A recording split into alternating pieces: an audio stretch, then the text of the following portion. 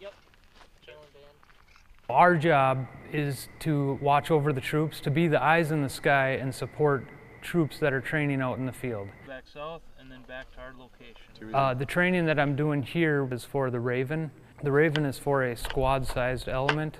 It only takes approximately 10 minutes to set up the Raven, and they can put it up and do base defense with that Raven.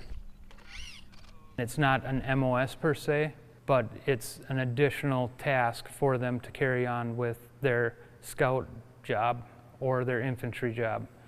Go ahead and hook east on that road right there on that four-way.